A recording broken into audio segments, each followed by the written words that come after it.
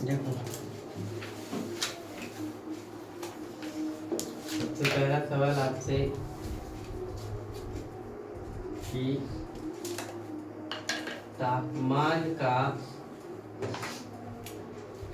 SI मात्रक क्या है। क्या सवाल किया गया? तापमान का SI मात्रक क्या है। तो क्या जवाब देंगे आप आंसर में? केल्विन। क्या जवाब देंगे? केल्विन जवाब देंगे, है ना। फिर देखो दूसरा नंबर क्वेश्चन, द्रव्यमान क्या लिखे ध्यान से देखो। द्रव्यमान या इसको बोलते हैं सहती का SI मतलब इंटरडिसिप्लिनरी सिस्टम, उल्टा लिखा गया, मात्रक क्या है। तो द्रव्यमान का SI मात्रक क्या? किलोग्राम। केजी मतलब क्या? किलोग्राम। समय का SI मात्रक क्या है। तो समय का SI मात्रक क्या? सेकेंड है। क्या है? सेकेंड। चौथा नंबर,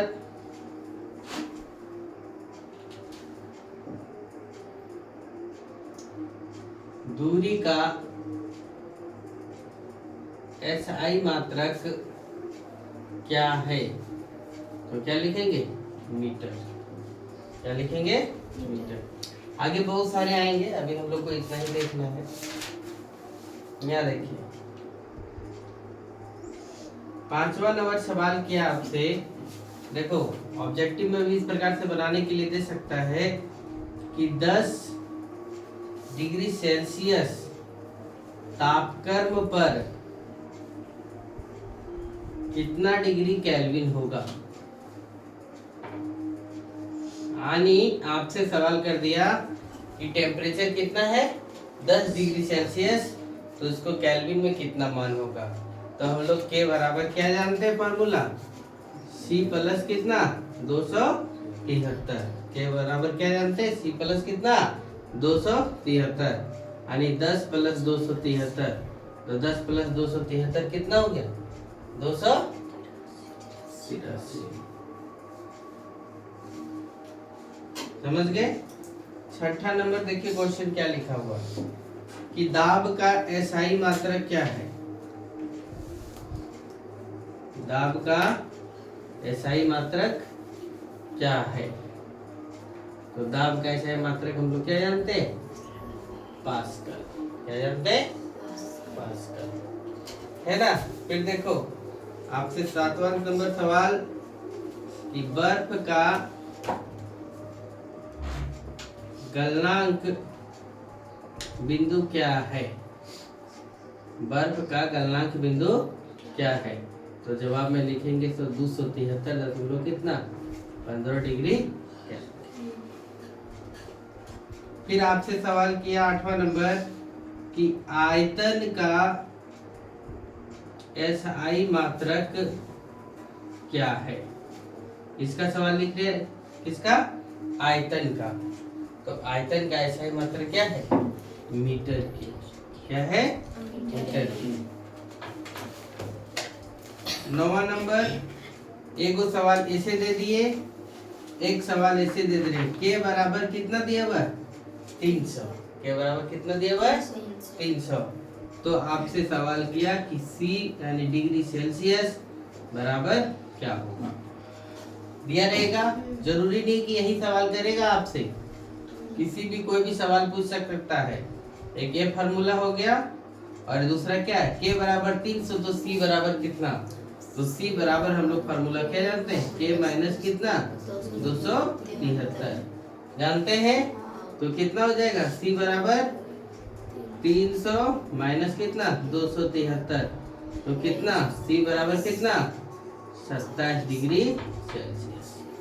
C का मान कितना हो जाएगा? 27 डिग्री सेल्सियस। फिर देखो 10वां नंबर सवाल किया कि गर्मियों के दिनों में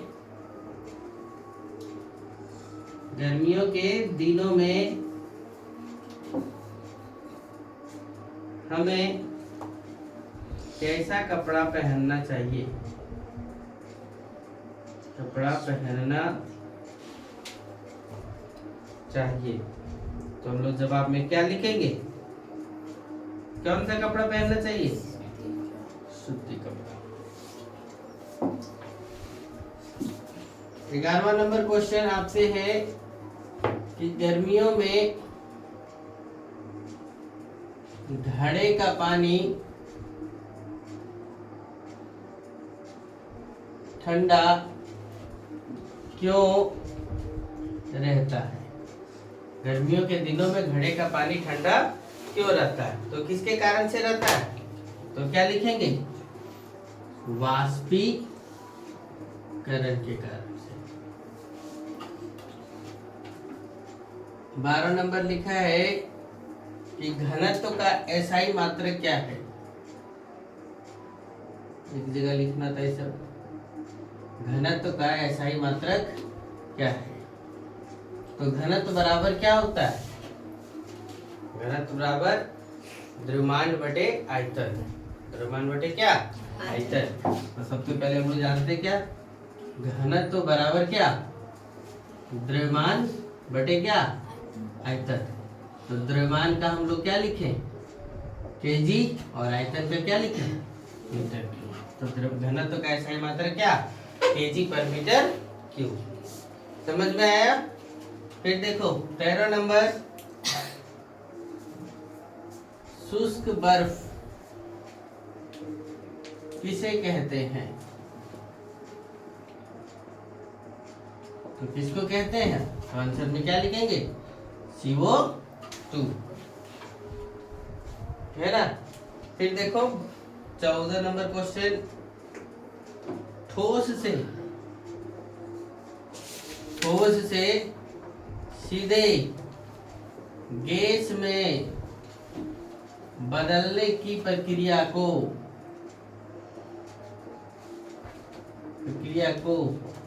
क्या कहते हैं? बता सकते हैं? कि कोई पदार्थ ठोस से डायरेक्ट गैस में बदल गया तो कौन सी क्रिया हुआ? ऊर्ध्वापातन। कौन सी क्रिया हुआ? ऊर्ध्वापातन। 15 नंबर, गैस से सीधे ठोस में बदलना कौन सी प्रक्रिया है? क्या लिख रहे क्वेश्चन? कोई पदार्थ ठोस से किधर की ओर बन चल गया? गैस की ओर। तो कौन सा हो गया?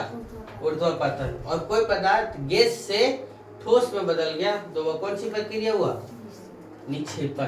कौन सी प्रक्रिया हुआ? आंसर आप रखेंगे कौन सा? निक्षेपण। ठोस से द्रव में बदलने की प्रक्रिया को, ठोस से द्रव में बदलने की प्रक्रिया को क्या कहेंगे? प्रक्रिया को क्या कहते हैं? तो क्या जवाब में देंगे? संगलन। क्या जवाब देंगे? संगलन। गैस ठोस से, इधर ध्यान दो, द्रव से गैस में बदलने की प्रक्रिया को क्या कहते हैं? तो क्या लिखेंगे? वाष्पीकरण। समझ में आया? फिर 18 नंबर देखो, गैस से द्रव में, अभी द्रव से किस में था? गैस में। अब गैस से किस में? द्रव में बदलने की प्रक्रिया को क्या कहते हैं? तो क्या लिखेंगे? गैस से द्रव में बदलने की प्रक्रिया को क्या बोलेंगे? संघनन। कौन सा? संघनन, है ना। फिर देखो 19 नंबर, इससे द्रव से ठोस में बदलने की प्रक्रिया को क्या कहते हैं? क्या लिखे इधर? द्रव से किसमें? ठोस में बदलना। तो क्या हो गया? जमना। 20 नंबर, वह न्यूनतम तापमान जिस पर कोई ठोस पिघलकर द्रव अवस्था में आ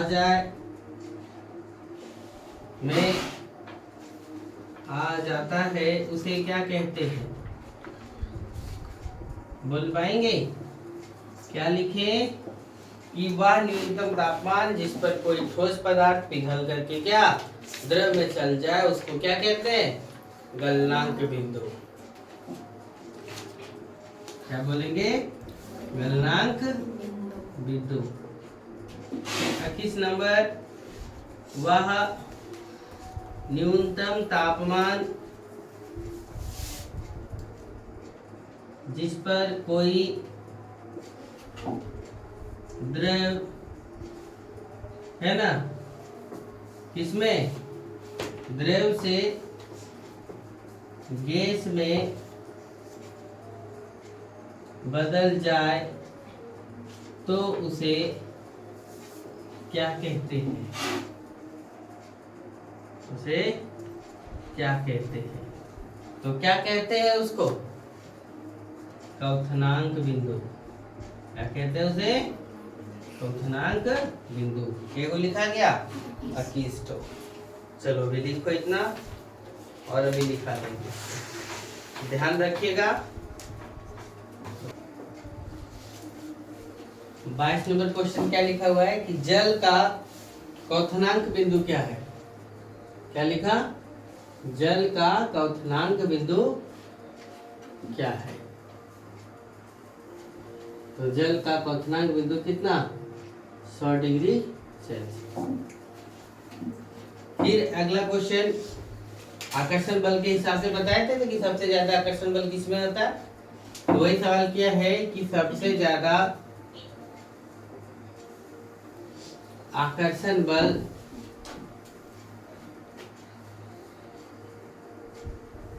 किसमें है?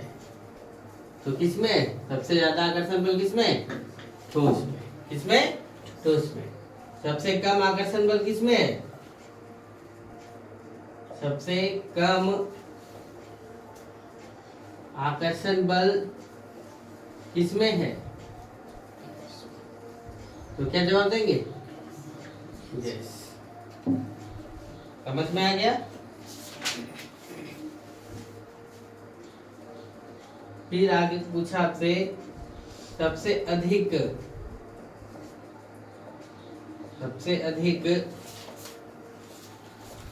गतिज ऊर्जा किसमें है? तो सबसे अधिक गतिज ऊर्जा किसमें? गैस में। किसमें? गैस में। सभी सब क्वेश्चन याद रखेंगे। 26 नंबर क्वेश्चन, सबसे कम गतिज ऊर्जा किसमें है? तो क्या लिखेंगे? ठोस में।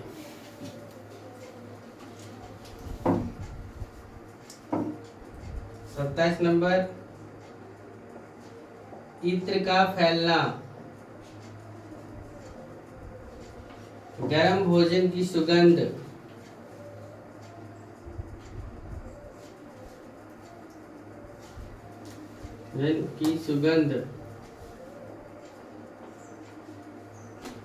दूर से मिल जाता है, ऐसा क्यों? दूर से पता चल जाता है, ऐसा क्यों? तो ऐसा क्यों होता है? क्या जवाब देंगे? विसरण के कारण। किसके कारण? विसरण के कारण। 28 नंबर क्वेश्चन, सबसे अधिक घनत्व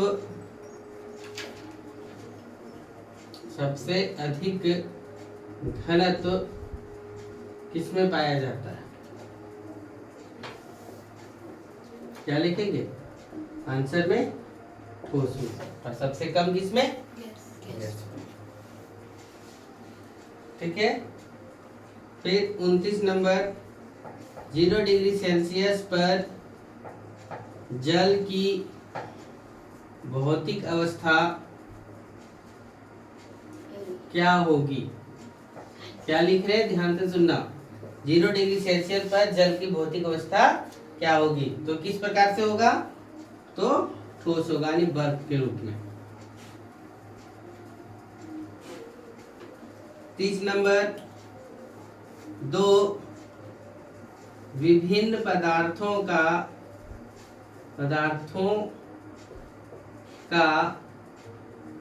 स्वतः मिलना क्या कहलाता है? 2 विभिन्न पदार्थों का क्या करना? स्वतः मिलना क्या कहलाता है? तो जवाब में क्या लिखेंगे? मिश्रण। क्या कहलाता है? मिश्रण।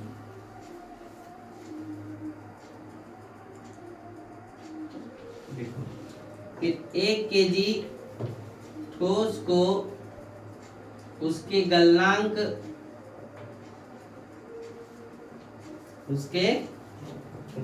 पर द्रव में बदलने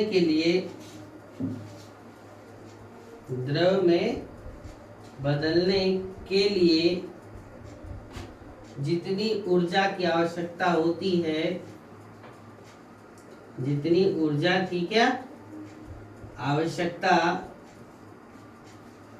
होती है, उसे क्या कहते हैं? उसे क्या कहते हैं? तो क्या कहते हैं उसको? तो जवाब में लिखेंगे क्या? गुप्त ऊष्मा, या संगलन की क्या गुप्त ऊष्मा। इधर मिटा दें।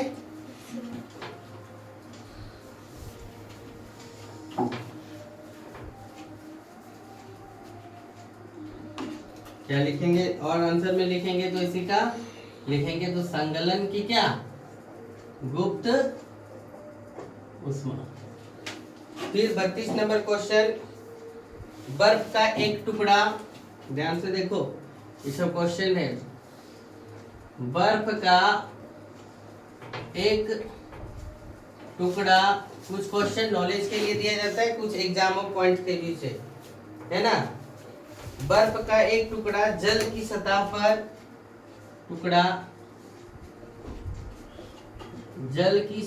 पर तैरता है, ऐसा क्यों? क्या लिखा? बर्फ का एक टुकड़ा क्या लिखा? जल की सतह पर क्या करता है? तैरता है, ऐसा क्यों? तो बर्फ का घनत्व क्या होता है? जल की घनत्व से कम होता है, जिसके कारण से क्या होता है? बर्फ उसके टुकड़े पर क्या जल की सतह पर आसानी से तैरता है। तो क्या लिखेंगे? सिंपल सी भाषा में, बर्फ जल से क्या होता है? हल्का होता है, या बर्फ का घनत्व